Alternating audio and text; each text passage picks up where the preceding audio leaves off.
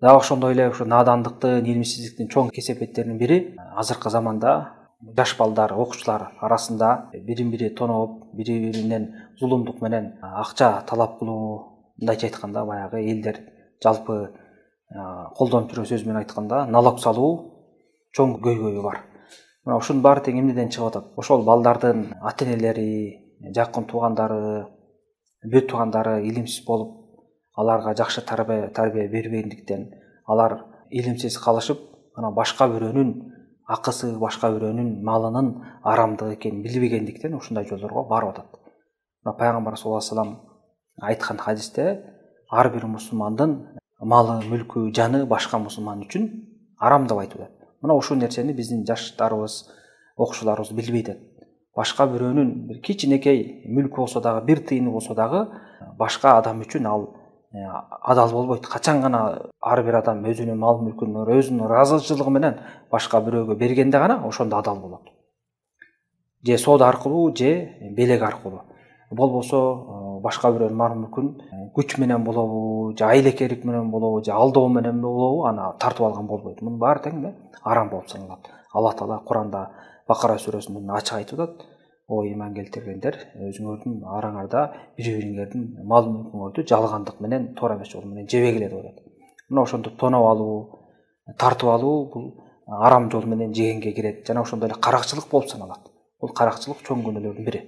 Ошондуктан ата-энелерге чоң милдет эмне? Ар бири өзүнүн баласын туура тарбия берип, туура багыт көрсөтүш керек. Бирөөнү сыйлаганды үйрөтүш керек. Ар бир мусулмандын акысы Аллах субхана тааланын алдында чоң даражага ээ. Ким эгерде ошого кол салган болсо, кыямат күнү жооп берет. Бул иштер тозок алып бара турган иштерден деп ушундай таалимдерди үйрөтүш керек.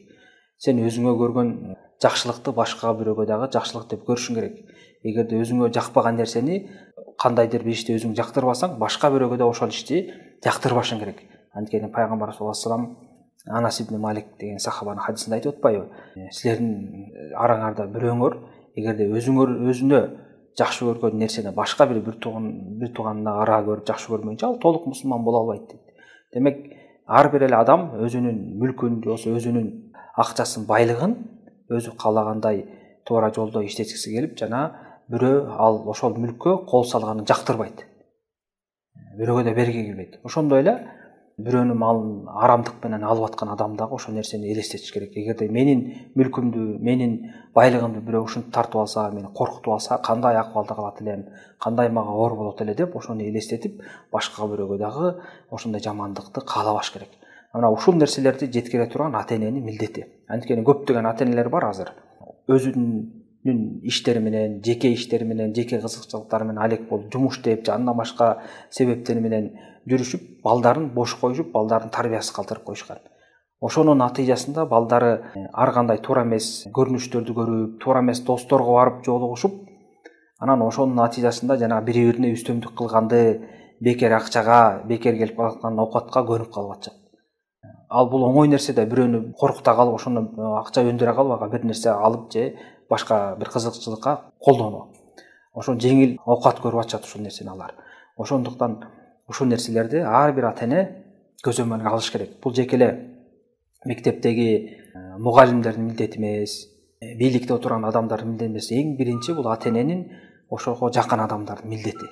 Ошолор жакшы көрүшкөн болсо, тарбияны туура беришсе, андан кийинки орунда мугалимдер, андан башка адамдар дагы буга көмөкчү болушат. Бирок эң негизги бул ата-эненин орду, ата-эненин милдети. Ошол нерсеге көңүл буруп, балдарын туура жолго тарбиялаш керек. Жана дагы мына эскерип кеттик, айрыкча ошо баласынын жүрүм турумун ата-эне байкап, кимдер менен достошуп атат, кимдер менен жүрүп атат, ошого өтө катуу көзөмөл кылыш керек. Сүйлөшүш керек, аларга жакшы багыттарды берип, могул иштер арам болот, бул нерсе туура болот, бирөөнүн мүлкүнө кол салба, бирөөгө кол көтөрбө, бирөөгө зыян келтирбе деп ушундай түшүнүктөрдү берип туруш керек. Жана ошол менен биргеликте ата-эне сөзсүз түрдө өзү Аллах субхана тааланын буйруктарын аткарып, динди карманып, жана баланын келечегин ойлоп, баласы үчүн дуа кылыш керек. Намазда жана башка убакыттарда тилеп, ошону хидаят сураш керек.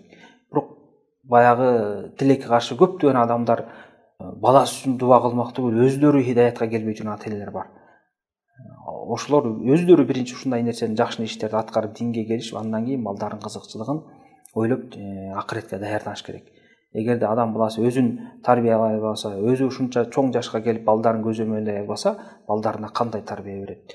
Өздөрүнүн баягы мойнундагы милдеттерин аткарбаса, балдарга кантип ошол нерселерди аткарыла же болбосо жакшы иштерди кылыла дейт да. Бул деген өтө чоң кемчилик. Балким бул жеке эле бир үй бүлөнү бузмак түгүл, бул коомду буза турган көрүнүш. Коомду буза турган чоң бале.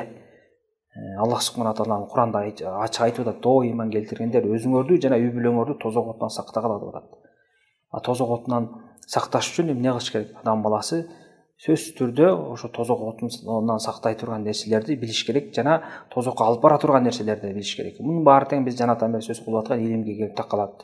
Илимди үйрөнүш керек жана ошого илимге жараша амал кылып, жанагындай бузук иштерден өзүн дагы тыйып, бала чакасын дагы тыйыш керек.